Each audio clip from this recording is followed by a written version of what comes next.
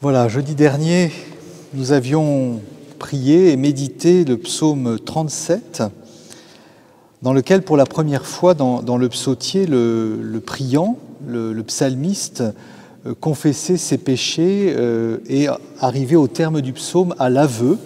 J'avoue mon péché, je m'effraie de ma faute.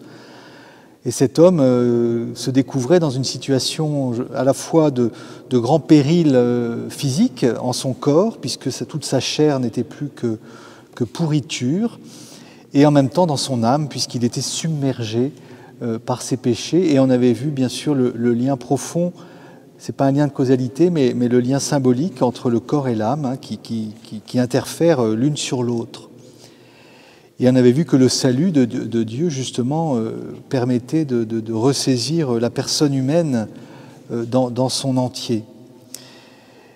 Et puis le psalmiste, aux prises avec donc cette grande détresse, s'était muré en quelque sorte dans un silence profond. Il ne répondait pas à ses ennemis qui l'accusaient, qui l'abreuvaient de paroles maléfiques. Voilà, comme un muet, je n'ouvre pas la bouche.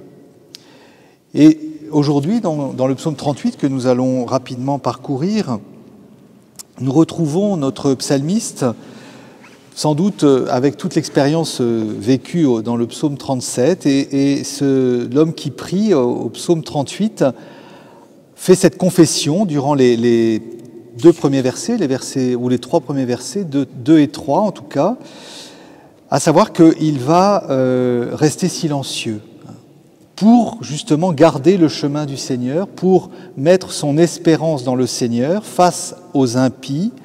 Tant que l'impie se tiendra devant moi, je garderai un bâillon sur ma bouche. C'est-à-dire que dans le psaume 38, l'homme qui est toujours en grande détresse, nous allons le voir, a décidé, puisqu'il est aux prises avec les méchants, eh bien de demeurer dans ce silence dont il a vu la fécondité.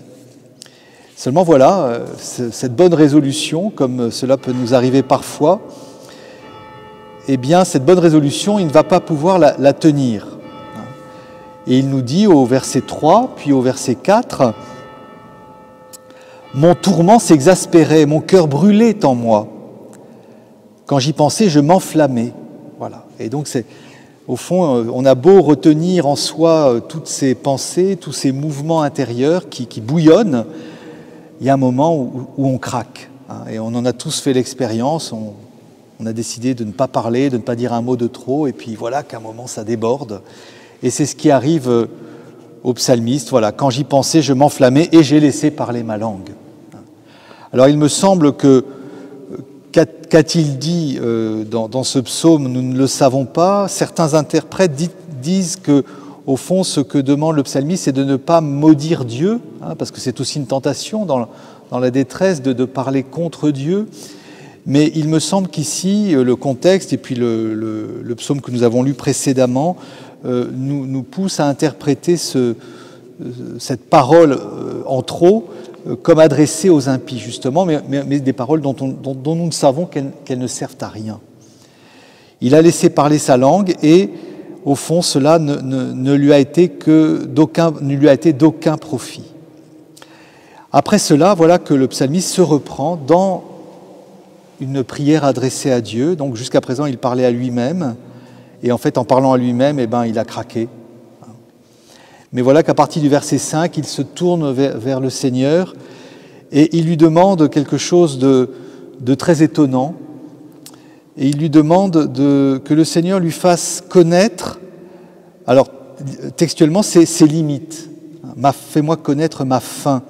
C'est-à-dire, fais-moi connaître la fragilité de mon être. Il le dit d'ailleurs, combien je suis fragile, le peu de jours que tu m'accordes. C'est-à-dire, fais-moi sentir au fond, la pauvreté de mon existence. Parce que pour être en vérité devant Dieu, eh bien, il faut sans doute se reconnaître dans cette pauvreté élémentaire. Et que quand nous l'oublions, eh bien, c'est alors que nous prenons trop au sérieux toutes les affaires qui nous arrivent, que nous prenons trop au sérieux le succès apparent des impies et que notre cœur s'échauffe intérieurement. Et d'ailleurs, il prolonge au verset 6 et 7, « L'homme ici-bas n'est qu'un souffle ». Donc il s'adresse à Dieu, mais en décrivant finalement cette vanité de l'homme. Il reprend d'ailleurs des termes du livre du Qoélède, vanité des vanités, tout est vanité. Hein, l'homme ici-bas n'est qu'un souffle, il va, il vient, il n'est qu'une image, rien qu'un souffle, tous ces tracas. Voilà. Peut-être ce que le psalmiste demande à travers cette prière, eh bien, c'est d'être remis dans la juste valeur des choses, de ne pas accorder trop d'importance, voilà, en voyant sa vie en vérité. Hein. Alors bien sûr, sa vie n'est pas qu'un souffle, notre vie n'est pas qu'un souffle, mais en même temps, si nous nous attachons aux réalités de ce monde, qui ne sont, elles, qu'une image et qui passent, alors nous devenons comme elles, nous devenons un souffle. Et à partir de cette prière, le psalmiste se reprend et puis, au fond, redit ce que nous avions déjà entendu au verset 38, « Que puis-je attendre, Seigneur, mon espérance, elle n'est qu'en toi, elle ne peut être qu'en toi. » Et ce qui est le contenu de sa demande, c'est d'être délivré de ses péchés et de ce qui va avec le péché, c'est-à-dire les châtiments, les conséquences du péché que nous portons dans notre existence, dans notre âme, dans notre corps. Que nous soyons délivrés de tous nos péchés, c'est cela le salut, l'unique salut que Dieu peut nous donner, le salut le plus profond qui touche au cœur de notre existence et qui est capable eh bien, de nous redonner la vie. Alors à partir du verset 10, eh bien, de manière plus paisible, le psalmiste peut reprendre ce silence dont il était sorti malencontreusement. Je me suis tu, je n'ouvre pas la bouche car c'est toi qui as à l'œuvre. Il y a cet acte de confiance. Voilà, il revient dans cette attitude confiante du croyant. Dieu agit, même si je ne le vois pas, même si je ne le perçois pas. Voilà, Dieu est à l'œuvre. Et il est tellement à l'œuvre que, bien sûr, ce qui m'arrive n'échappe pas à Dieu. Et donc, si je souffre, si je suis perclus de maladie, si je suis vraiment abandonné, eh bien, c'est que Dieu eh bien, me frappe. Éloigne de moi tes coups. Je succombe sous ta main qui me frappe. C'est-à-dire, il est bon, c'est pas ce n'est pas de l'accusation de Dieu que de dire ces paroles, c'est simplement de dire que rien de ce qui m'arrive eh bien, n'échappe à Dieu. Et si je passe par un moment de maladie, si je passe par un moment de souffrance, eh bien, il vaut mieux considérer que je suis encore dans les mains de Dieu et que ce que je vis, eh bien, Dieu peut m'en délivrer. Si cela échappait à Dieu, Dieu ne pourrait rien faire.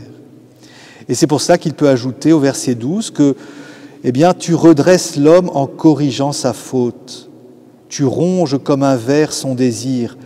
Oui, la souffrance, la maladie, ce temps long qu'il me faut traverser dans l'épreuve, eh bien, n'échappent pas au projet de Dieu et même vont être un moment par lequel Dieu va me redresser, parce qu'il me corrige. Et si Dieu me corrige, comme le dira l'Épître aux Hébreux, c'est que je suis son enfant, car celui qui corrige ses enfants, c'est leur père. Et donc il y a là quelque chose de paradoxal, bien sûr, mais de comprendre qu'à travers les épreuves de nos vies, que Dieu ne veut pas pour elles-mêmes, eh bien Dieu sait en tirer un bien et il peut, dans l'épreuve, nous donner, nous rendre plus grands, nous redresser. Voilà, tu ronges comme un ver son désir, c'est-à-dire au fond, toutes ces épreuves, tous ces échecs peut-être, toutes ces difficultés, eh bien me permettent de ne pas mettre mon désir dans des projets trop humains qui, un jour ou l'autre, vont tomber. Voilà pourquoi, donc à partir du verset 13, la prière reprend, ne reste pas sourd à mes pleurs. Voilà, tu m'as corrigé, Seigneur, mais à présent, eh bien, éloigne-toi de moi. C'est ce que dira de manière très étonnante le verset 14. On peut méditer et l'interprétation en est difficile. Détourne-moi de moi tes yeux que je respire avant que je m'en aille et ne sois plus. Voilà, il y a un petit peu presque un défi lancé à Dieu, à savoir que le psalmiste a été corrigé, le psalmiste est passé vraiment dans le bain de l'épreuve. Et au fond, Dieu était en quelque sorte collé à lui. Hein, c'est exactement la traduction du verset 14. « Décolle-toi de moi et laisse-moi pour que je respire avant que je m'en aille et ne sois plus. » C'est-à-dire que l'étreinte de Dieu qui se mesure hein, parfois dans l'épreuve, eh bien, elle est parfois trop oppressante. Et si je veux connaître l'amour de Dieu, eh bien, il faut que voilà, cette étreinte se libère, que je puisse respirer et que je n'attende pas ma mort pour rencontrer le Seigneur dans la joie. Et c'est au fond ce que demande ce verset 14. Voilà, éloigne-toi de moi en tout cas cette souffrance, cette correction pour que je respire et que je goûte déjà sur cette terre des vivants, eh bien, ta lumière et ta paix. Parce qu'elle n'est pas pour après la mort, elle est pour maintenant, et elle est même le gage, peut-on dire, de la fidélité de Dieu après la mort. Voilà en tout cas une tentative d'interprétation de ce verset 14 qui est déroutant, que peut-être certains ont interprété pour aller dans l'athéisme. Ça a été par exemple le cas de Sartre, qui lorsqu'il était jeune, dans sa baignoire, eh bien, sentait le regard de Dieu omniprésent sur lui, et à un moment s'est dit « mais ce regard est insupportable, je n'en veux plus, il n'y a pas de Dieu qui me regarde ». Effectivement, si Dieu n'est qu'un regard qui en permanence pèse sur moi, on comprend qu'on puisse vouloir l'athéisme. Et si, par contre, si Dieu est présent au cœur de ma souffrance, alors là c'est autre chose. Hein, je ne suis pas sous le regard de quelqu'un qui m'espionne ou qui me scrute ou qui me regarde de loin, mais je suis plongé au cœur d'un Dieu vivant et qui partage mon épreuve pour me faire avancer et me redresser, comme le dit le verset 12. Voilà, je vous souhaite un bon temps de prière donc dans la méditation de ces psaumes. Et je vous dis à jeudi prochain.